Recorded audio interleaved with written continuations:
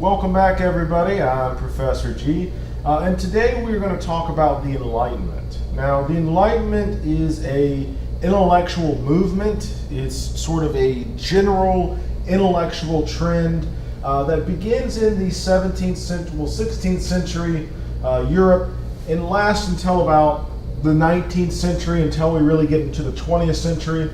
Now, we've already discussed the scientific revolution, beginning with Copernicus. And typically speaking, most historians will sort of lump the scientific revolution in with the Enlightenment.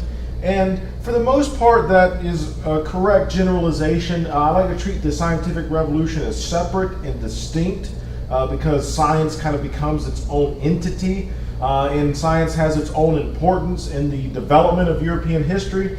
But undoubtedly, there are elements of the Enlightenment, specifically the first part, when we talk about epistemology here, that directly relate to science. But the Enlightenment is a much broader sort of intellectual trend. The Enlightenment affects every discipline, not just the scientific disciplines. The Enlightenment's going to affect science, it's going to affect astronomy, like we talked about with Copernicus.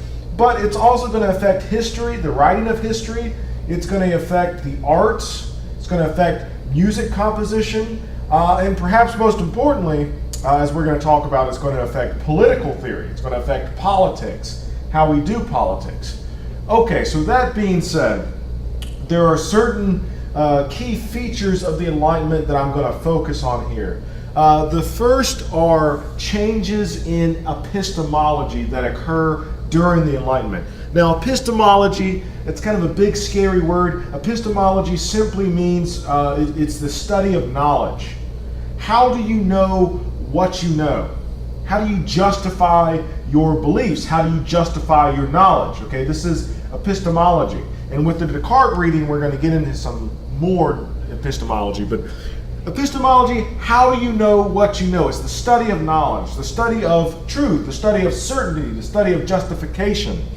And there are several different epistemological trends, epistemological schools that develop in the Enlightenment era, beginning in the 17th century. And these different schools, these different words that I have labeled here represent different approaches to epistemology, different ways of obtaining knowledge. First of all, we have rationalism. Rationalism is an approach to knowledge through reason, that there are certain truths, there are certain things that we can know about the world that we get only through our intellectual capacity, only through our reasoning capacity, that there are certain truths knowable purely through reason.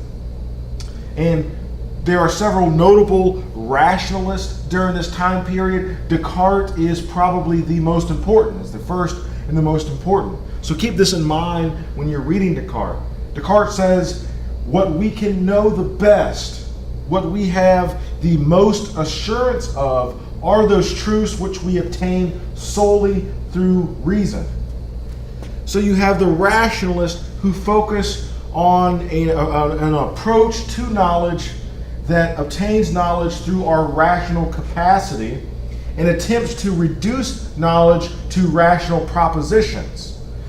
And so this is an approach, when I say this approach to knowledge, okay, this is going to affect how the rationalists write history, how they do science, how they do political theory. So this is sort of a general term. Next, we have empiricism. Empiricism is the idea that knowledge comes through the senses, that what we know is dependent upon what we can sense, what we can see, what we can taste, feel, touch, whatever. Okay? So empiricism says knowledge comes primarily through the senses, that what can be most truly known is what we can sense. Some of the early empiricists, probably the most important earliest empiricist is John Locke. If you've ever heard of the phrase la tabula rasa, the blank slate theory, Locke said that we come into this world as a blank slate, that when we're born, we don't know anything. And it's not until we get sense impressions, it's not until the outside world imposes upon us that we start to learn, and we learn through our senses. And this affects Locke's view of science, how he goes about doing science. And next, during the Enlightenment, we have a general attitude of skepticism that pervades all disciplines. And you'll also see this in Descartes, a questioning of how do we know, a question of the general basic assumptions that we have always held. Because one of the things, and skepticism sort of represents the Enlightenment as a whole, because one of the things the Enlightenment's going to do is it's going to challenge our traditional understanding of all disciplines. Immanuel Kant, a 19th century German philosopher, summed up the Enlightenment with these words: dare to know, have the courage to think for yourselves. So one of the hallmarks of the Enlightenment is this idea that we have to restructure all of these other disciplines, that we have to rethink how we do politics, that religion requires a reworking.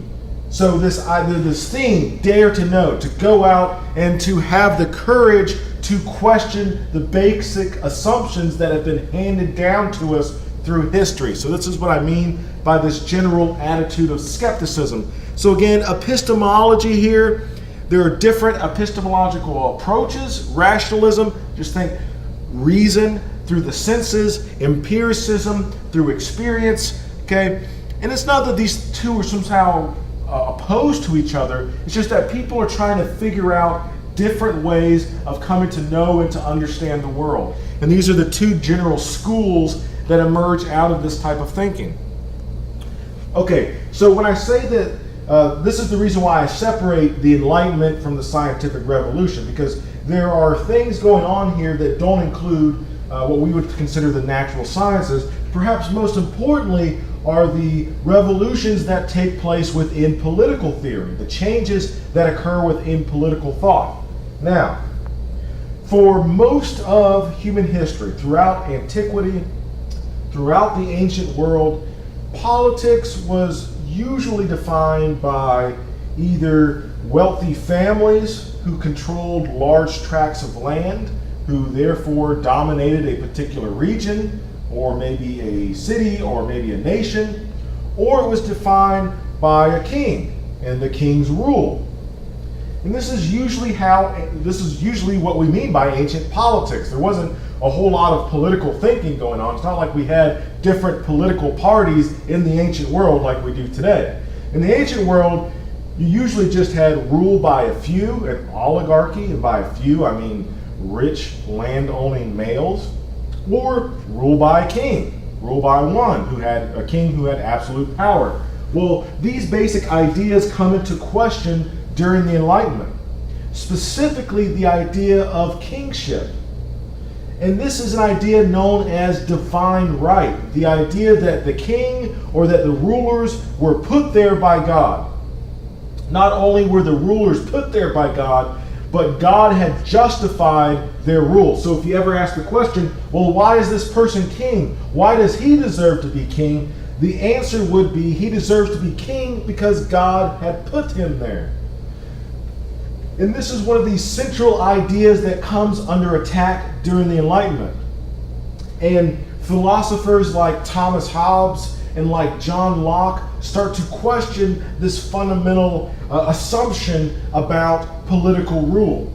But this is not just politics, because this affects the real world as well. This isn't just John Locke and Thomas Hobbes sitting in a room just writing stuff down that has no effect on the world. No, we have three very important political revolutions, physical, violent, bloody revolutions that result from this new way of thinking about politics. First of all, we have the English Revolution, the battle that took place between King James II in 17th century England and William of Orange of the Netherlands for the battle for control of the British crown.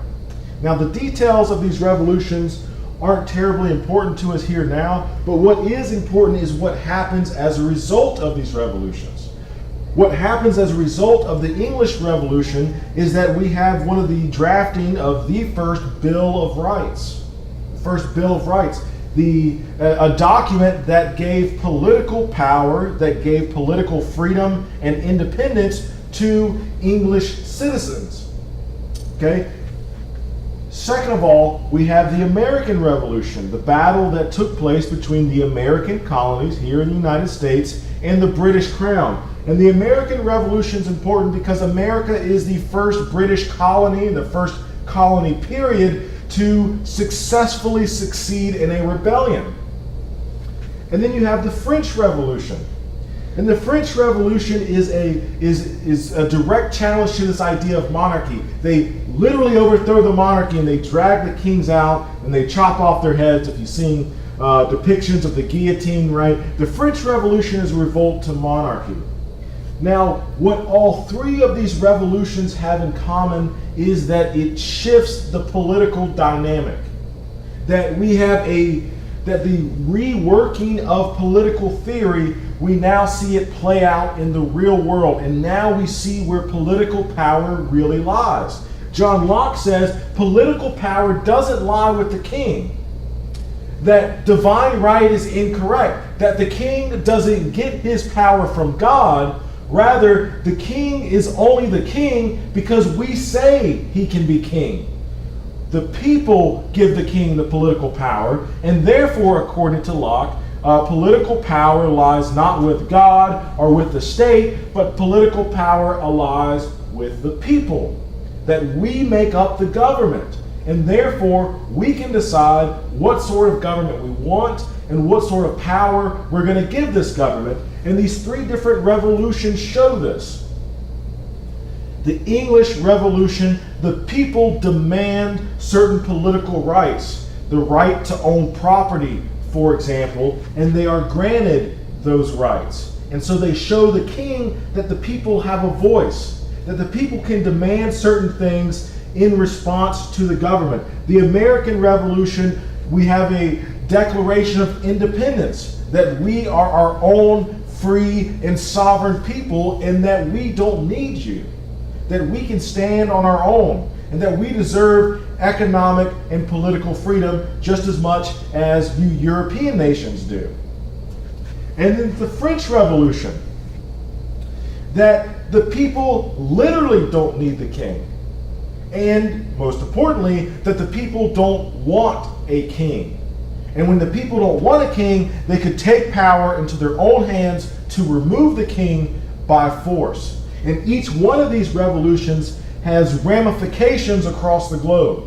The English Revolution starts to promote this idea of citizens' rights. The only reason why you today have certain rights as a citizen, a right to trial, freedom of speech, freedom of religion, all of that sort of harkens back to the English Revolution with the drafting of the first Bill of Rights. The American Revolution is the freedom not necessarily of just individuals, but freedom of nations. Okay, so this is the time period of colonization, going back to sort of the first lecture that we talked about the colonization of the world by the British powers.